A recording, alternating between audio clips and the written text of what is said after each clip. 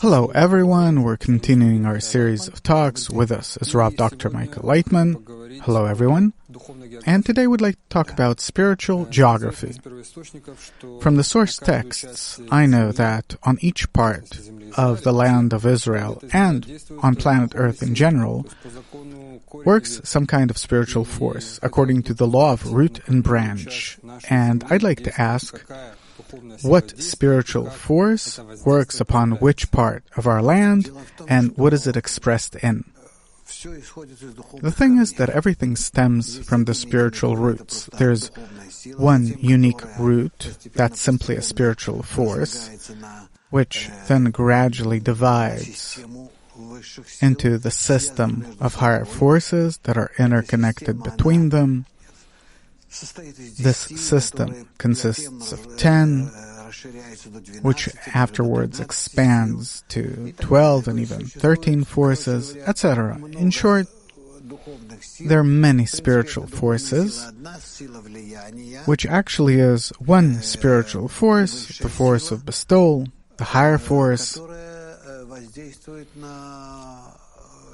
that works on the force of the desire of the created being, the created force. And these two forces, the force of bestowal that influences, emanates, that is the higher force, the creator, the light, and the force of reception, the force of the created being, egoistic force.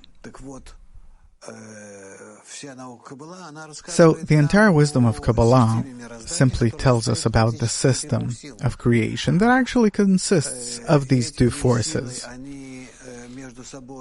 And these two forces are in a certain system of interactions between them. Their interactions are being born on a very high level where they exist in the form of forces, and then gradually occurs a coarsening, the manifestation of matter in the lower receiving force, and in that state the worlds are already being built from above down, the world of Adam Kadmon, Atzilut, Bria, Yetzirah, and Asiyah. And afterwards, in each of these worlds, which is based on all of these superpositions, the different interactions between these two forces. This already explained from the perspective of the more inner particular degrees of interaction, called partsufim, namely degrees, and sub-degrees called sfirot, and further as they go and divide. So sfira comes from the word sapir, right, illuminating, meaning that in the measure to which the created being, namely the desire to receive, the ego, can resemble the quality of bestowal that is higher than it, in that measure he receives the higher light, equalizes with it, and radiates. So what this all leads to is that eventually appears a system of interactions out of these two initial forces. On the different levels of interactions between them, they intertwine, interweave with one another, creating different forms and combinations.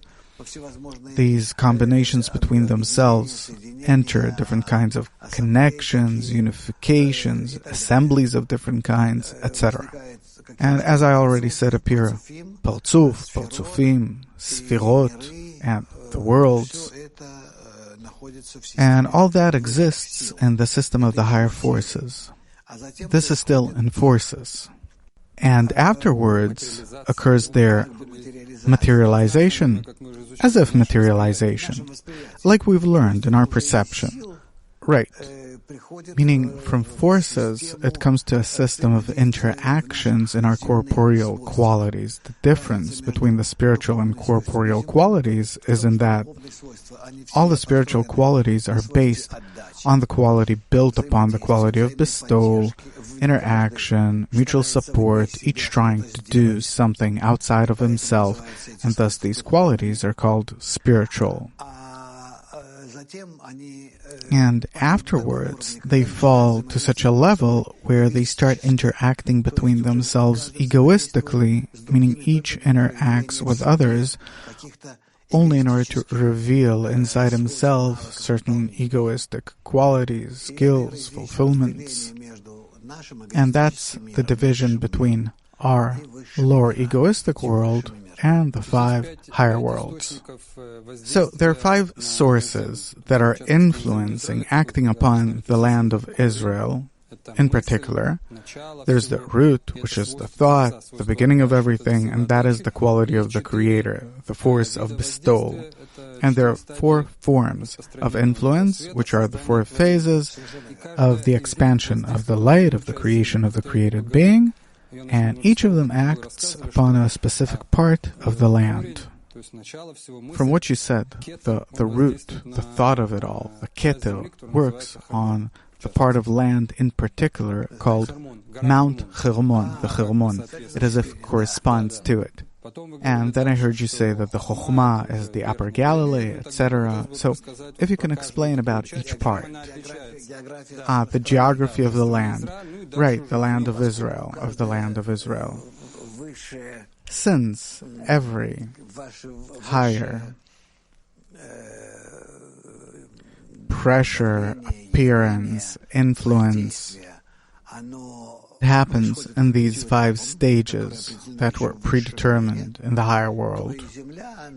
And so, the land of Israel is divided into 5 parts, which are then divided into 12 parts, etc. It depends on what kind of perspective of division are we talking about, from what perspective. In this regard, Hermon is the Keter, then the Galilee is Chokhmah, Binah is the Sea of Galilee, the Kinneret, Zer Anpin is the Jordan, up to Jerusalem, and then beneath it already begins the motion towards the Malchut, the Dead Sea. And it goes further toward Elat, toward the Red Sea. But actually, that is already the beginning of the Malchut. Also, the Ari and Bala Sulam write about countries like Jordan and Syria. This is a different type of division. It's not about how the land's divided. In relation to Israel, it's how the land is divided. The way it's divided here is that, again, in the center of the influence of the higher force is the land of Israel.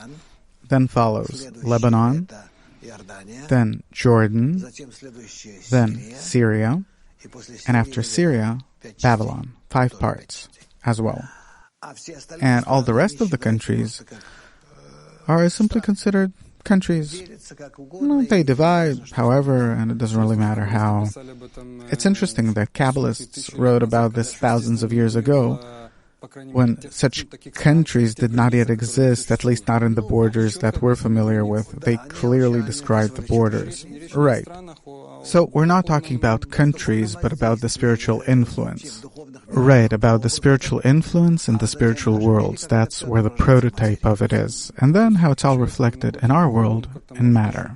So a person who's in spirituality can determine where in him is Lebanon, Syria. He absolutely clearly feels where inside himself exist these different qualities and how can he govern, control them, what to do with them. So, suppose if a person comes down from Mount Hermon, and I don't know, I read about it someplace in the internet, that Hermon comes from the word harmony. I don't know, is it related somehow? It's the higher upper harmony because it's the keter. It's the foundation of all that cascades into our world. So if a person comes down from Mount Hermon to the Upper Galilee, what does he feel there? Does he feel Chokhmah? No, an ordinary person doesn't feel anything in that. Maybe he feels a fall in pressure, but that's it. But a Kabbalist, it depends on what level of interaction with our world is he on. He can include it in himself or not. Many times you travel to the Sea of Galilee with your teacher.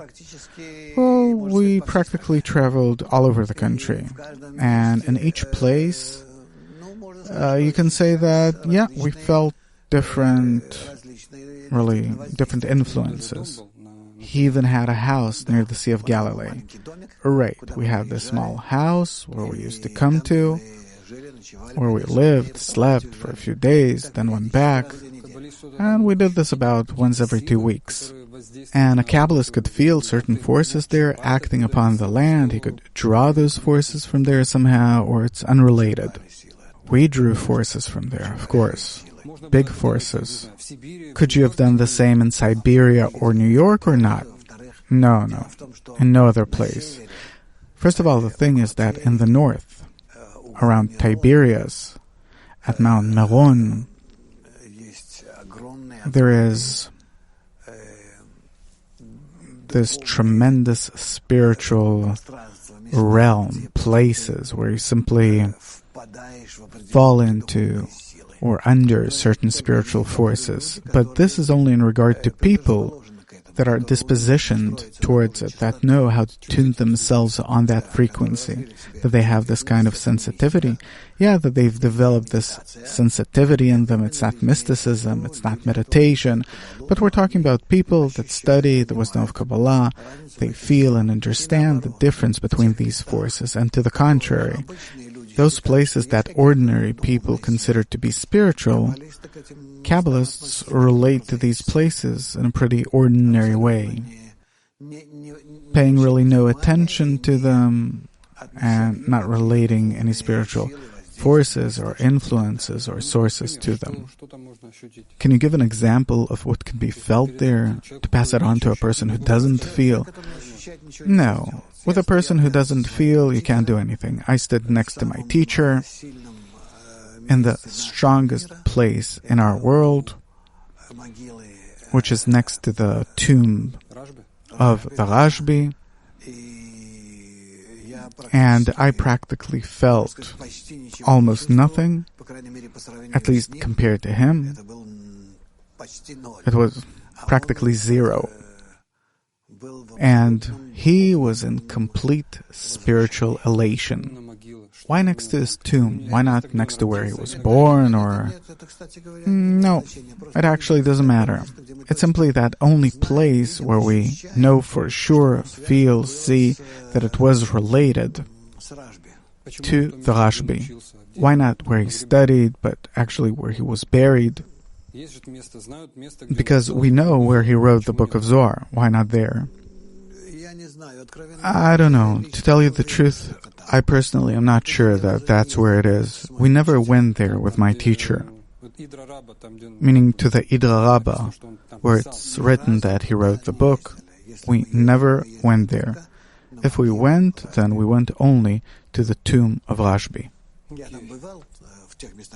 I was in those places that you're talking about, but there was nothing.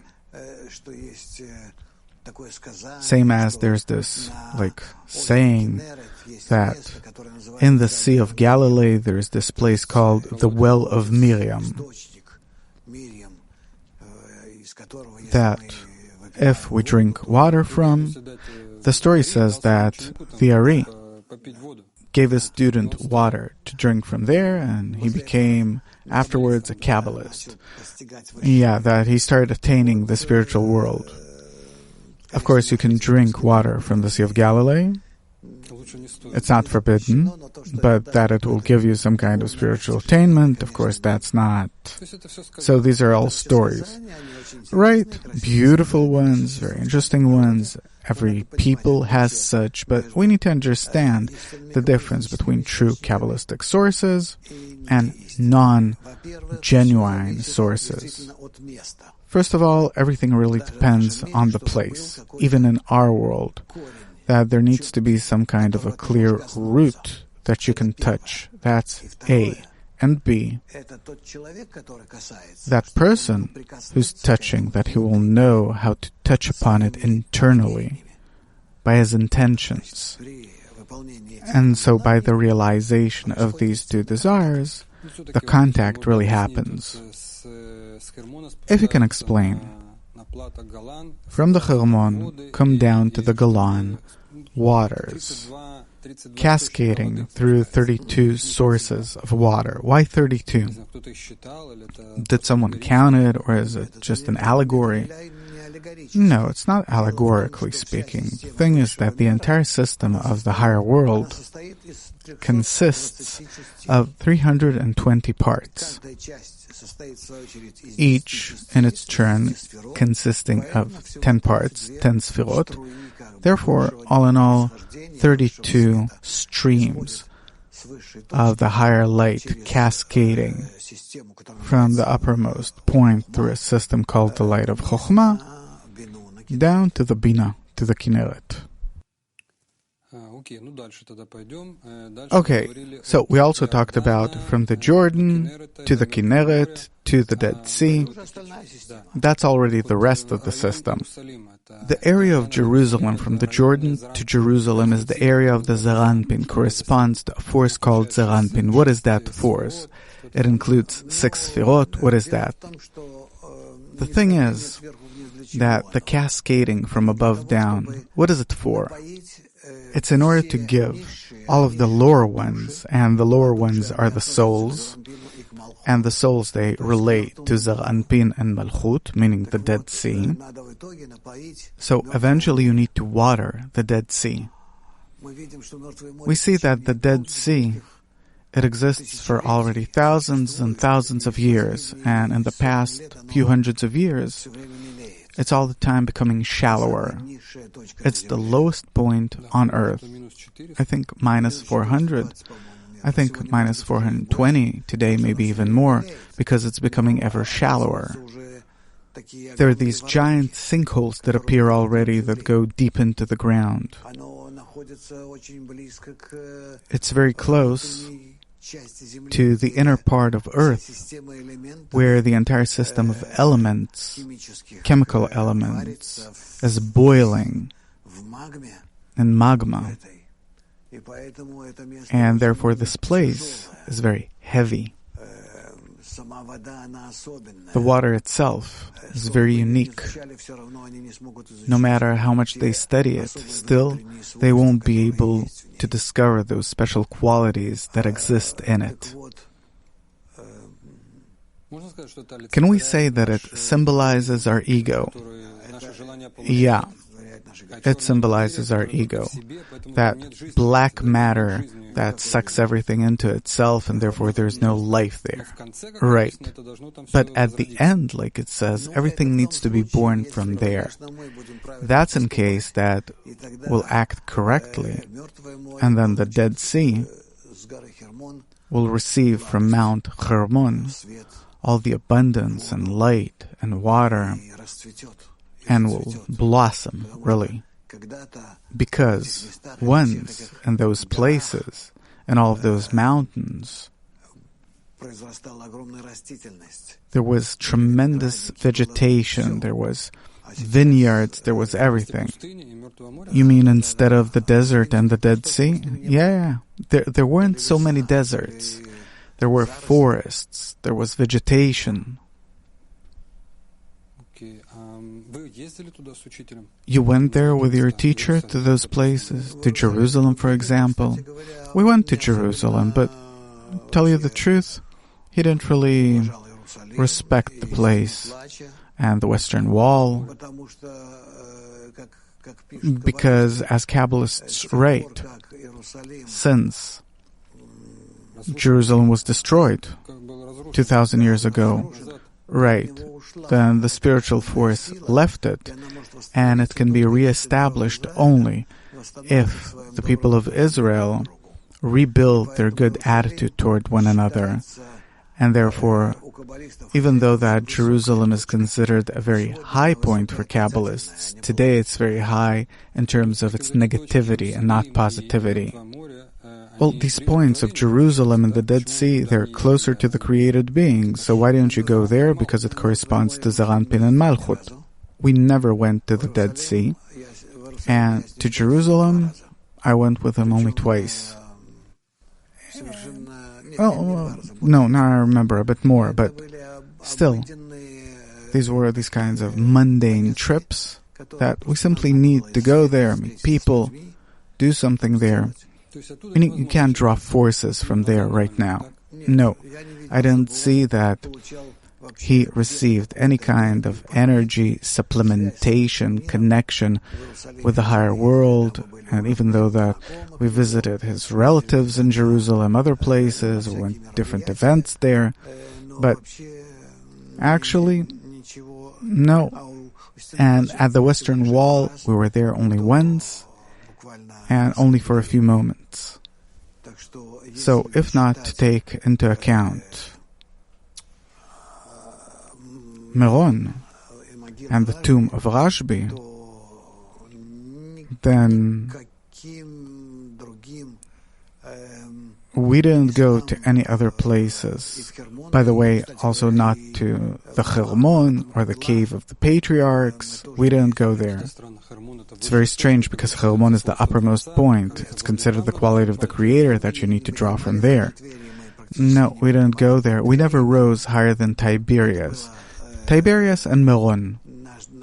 These were our trips on the one hand, and on the other hand, parks and places where there are no people, where we can sit quietly, talk, study. Well, you mentioned Jerusalem, so I'd like to ask about the concept of the city in general. In the Wisdom of Kabbalah and the source texts, it states clearly there's a city, a gate, a temple. What is that? Well, it's built according to the system of the upper world in the image and likeness of our soul. So, a city, as I understand, if there's no wall, it's not a city. Right. In Israel, there are only a few cities. It's Akko, Jerusalem, Tzfat, Tiberias. It's also a city. Yeah, there was a wall there. It was simply ruined, destroyed, but even today I have remnants of that wall. So what is that wall that surrounds the city? The wall surrounding the city is similar to the parsa. It's what separates the city from the external forces, what separates the upper spiritual qualities from the lower ones, the quality of bestowal from the quality of reception. Right.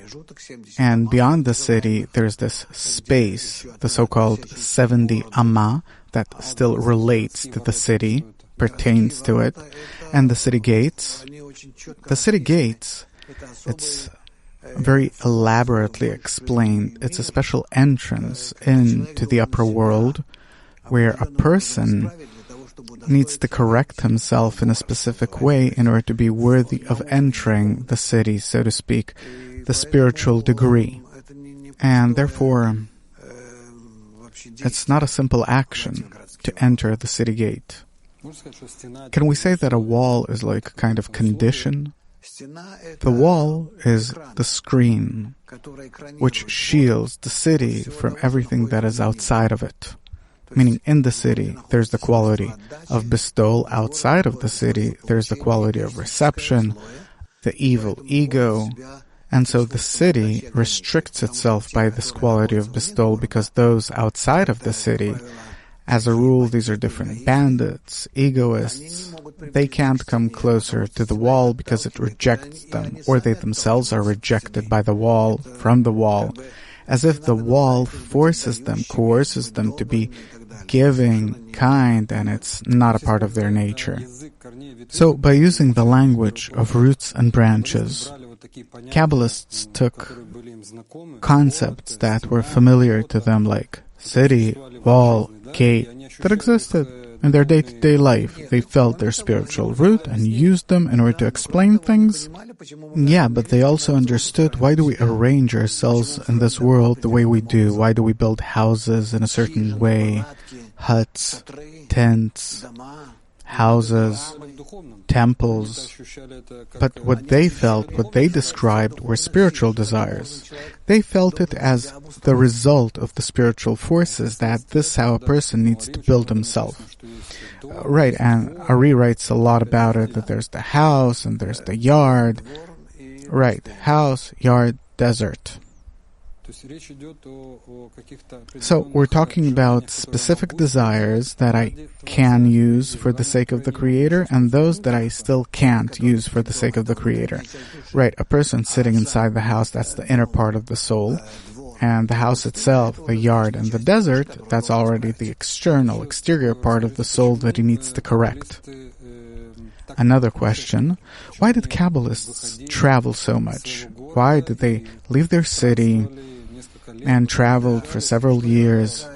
There was this commandment, order, that a person needs to leave his house and wander the land and visit other inhabited places, to get acquainted with nature, with people, and in everything to see the manifestation of the Creator.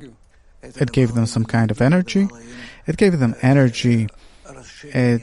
the broadening of their awareness, consciousness. Also, I'd like to ask about the temple. In many cities, there were temples. That there were temples in many cities, it doesn't really mean temples. It's simply houses of prayer. And there was just one temple. At first it was in Samaria and then in Jerusalem. But it depends on the times that we're looking at. The temple was built on the Temple Mount. And the temple is a special place that, by the way, anyone can enter, Jew or non-Jew.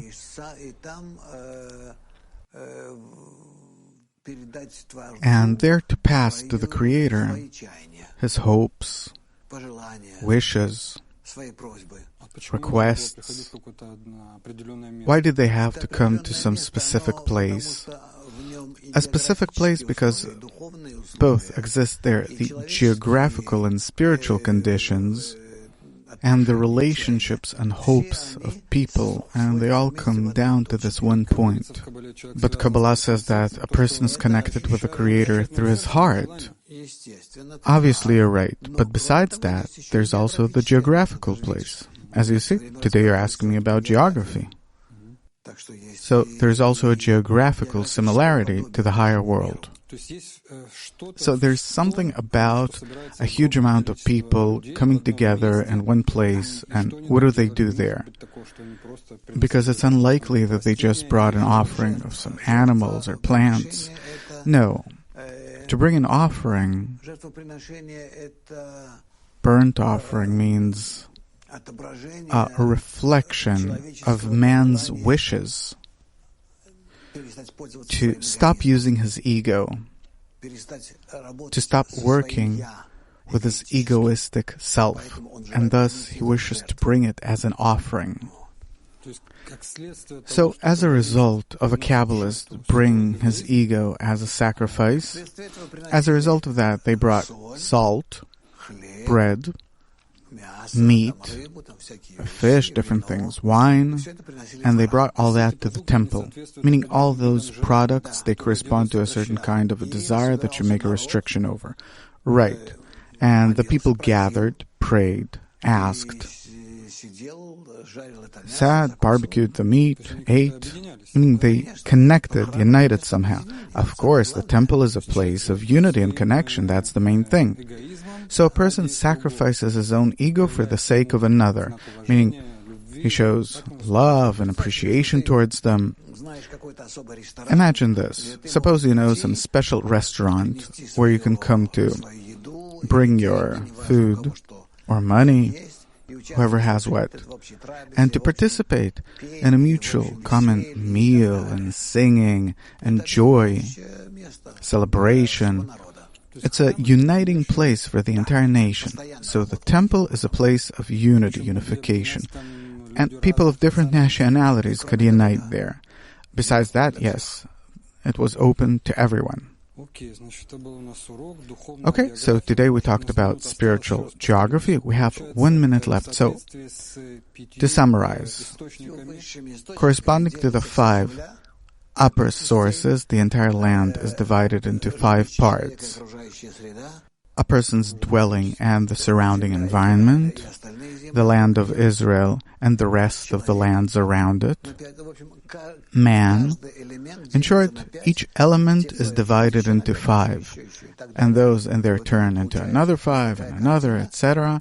And eventually what we get is this kind of picture where eventually everything is connected into this one system. And as a result of our corrections, all this needs to connect together. So, if I understand correctly, 5, where the one of them is the keter that corresponds to the creator, the quality of bestowal, and the other 4, they're already in the created being. Okay, so today we talked about spiritual geography. Thanks for being with us. Till next time, all the best.